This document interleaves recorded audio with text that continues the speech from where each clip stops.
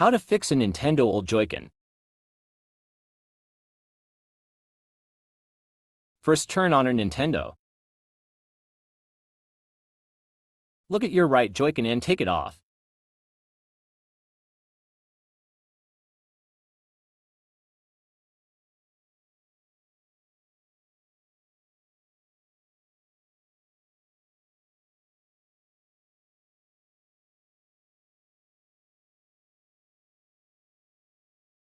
If you don't know how to take it off, click the back button and slide up.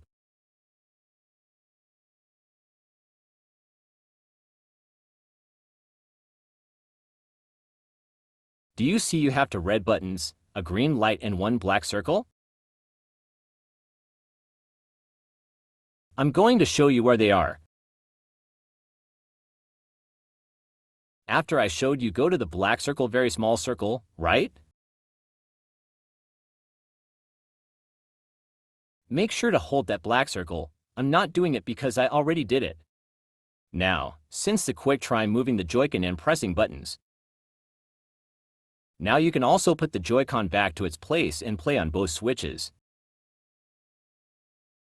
Thank you for watching my helpful video. To the people who needs it, make sure to subscribe.